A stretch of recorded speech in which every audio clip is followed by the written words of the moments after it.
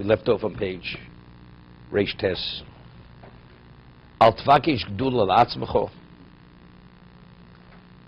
One should not pursue greatness. Rashi says, Lirdof achas rora. Pursue status. Person should not pursue status in your life. Val tachmod kavod. Do not desire honor. People, they desire honor. If you desire it, you look for it. The answer is, if you're worthy, you'll be honored. And if you're not worthy, you could desire it and seek it out. It's not going to happen. Yosef limud chaseg. This is a little bit difficult. You should do more than you've learned. I mean, you can't do more than you've learned. How could you do more than you've learned? You can only do what you know. But he says, Yosef limudecho asei, val tisave l'shulchanu shel malochim. You should not desire the tables of kings. You want to have your table should be a table of kings. Why? Because your table is greater than theirs. We're talking about the person who has Torah. Your crown is greater than their crown. And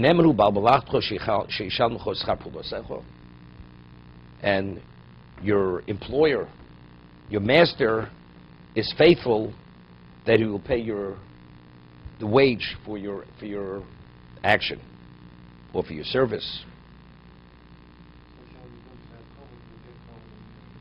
Which means person says, yeah, but things are difficult. He says, it's okay. You're going to get the payout. Your table is greater than theirs. Your crown is greater than theirs.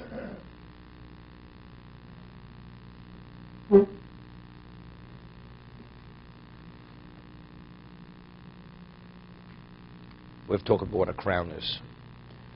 Let's see Rashi. Al tachmod kovod liskabed b'toroscho.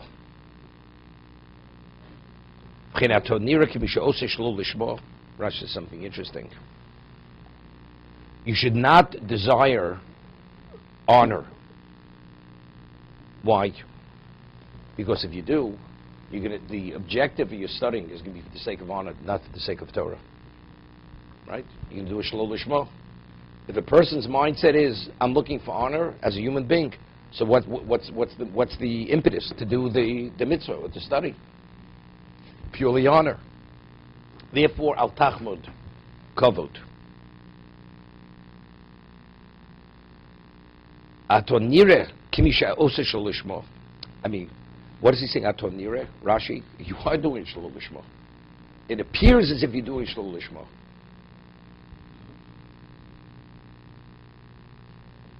What? Yeah, but still, if a person desires honor, a person doesn't mind honor, you could say, okay, you could do it lishma. But a person, he's totally absorbed with himself, he's seeking honor.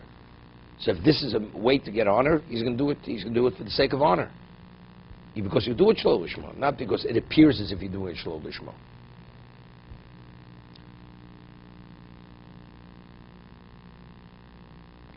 So what I think he's saying, Rashi is saying something interesting. Let's say a person does something shelo lishma, but appears lishma. You do it not with the proper. You have no ulterior motive, but you appear to be a tzaddik, right? Nobody knows, only you know. You know something? You're a model of something special. But if a person is absorbed as an honor seeker, then you're not a good model. It's something which is repulsive. Why are you serving? God is not here. You're not here for God. God is here for you. What, you're using God as your doormat? That's shelo lishma. So it's nira. Nira means it appears to others. A person who's tachmod kavod, you desire, you're an honor seeker. So if you say, this guy, whatever he does, you begin a conversation, whatever you talk, it always ends up with him. Talks about, we end up discussion as himself. Okay, so what do people say about him? So it's a chilul Hashem. This is something to admire. It's something that you don't really want to be associated with. So it's nira. See, even when he doesn't, he said that's the nira. So that's the negative side to it.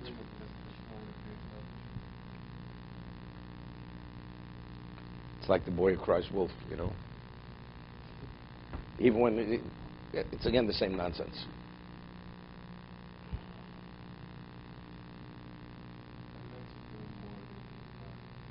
We didn't get there.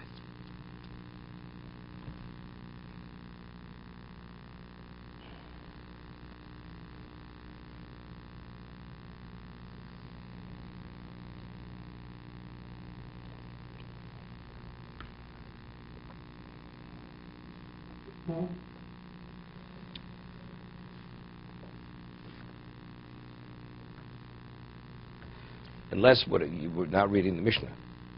Al tachmod koved yosem ilumudecho. Right? Do not seek out honor more than your studies, more than you've studied. Not al tachmod koved yosem ilumudecha sake. It all goes together. No. It's al tachmod kovod yosem ilumudecha sake, because otherwise the asay is a problem. The asay doesn't fit. The asay doesn't. Tachmod kovod yosem ilumudecha.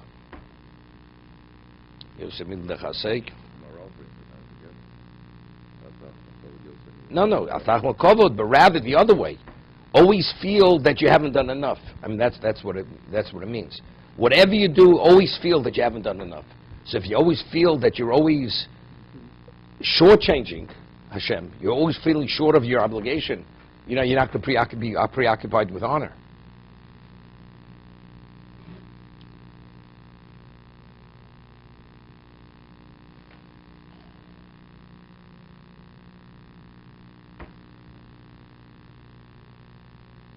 You know, it's interesting. A person who has a good mind, very often, and he really understands what the issue is and what the objective is, he becomes very creative and innovative. Right? He's innovative. So a person who truly wants to serve Hashem, we discussed what's the difference between a chochem and a novon. A person has knowledge. So, you're encyclopedic knowledge. Anything you ask me, I could quote. But if it doesn't, if it's not listed exactly as what's committed to my memory, then I don't understand. Then I can't answer you. But if you truly understand the information and you appreciate it, even if the question is not identical or the piece of information I'm seeing is not identical to what you've studied, you're able to answer it because of what you know. So I'm saying a person studies. So what do? I do what I know. But a person is really committed to serving Hashem. You become creative that you serve Hashem. So you're going beyond what you've learned. Yosef Ilumudecha say. I'll give you an example. My mashgiach used to say over that there was a person, his name was Reb Leib Chosid. He wasn't a Chosid in the Hasidic sense. He was a Chosid. He was a Mishnaic. This doesn't fit into Alexander's type of story. And whenever he would host a person, he would light candles. Light candles. Right? Not to create a setting of, you know. So they asked him why. He says, the Gemara says, when you host a person, it's greater than accepting, it's as great as accepting the divine presence. In a shul, you put on the lights when you daven, or you have a ner tomid. When you have shechina, you're supposed to put on the candles. So if hosting a person is the equivalent of Godel Mikabolos Pnei Shechina, so definitely you should put on candles. You should light candles when you have a guest. That was his creativity. But does it say it anywhere? This is Yosim Ilumudecha sake. You're doing more than you learned. You never learned that you're supposed to light candles when you have a guest. But based on what I learned, that now I understand, now I have to do. So you're taking it another step. Okay.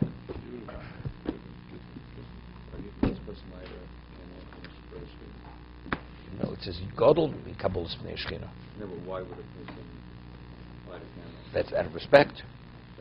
That's respect. Yeah, you have a ner tomid always in the shul. What do you have a ner tomid? Because the shechina, that's an indication of the shechina. You have a guest, you keep the lights off, you put the lights on. Out of respect, there's the presence of Hashem there. So you light. That's why you have the light. What do you put light before Shemona Esrei? You have Bari Omot, you put lights, right? Whether it's electric or candles. Yeah. It's covered. It's covered shechina. No? You ever If that's the definition of kavod, then yes. I don't know how that's the definition of kavod.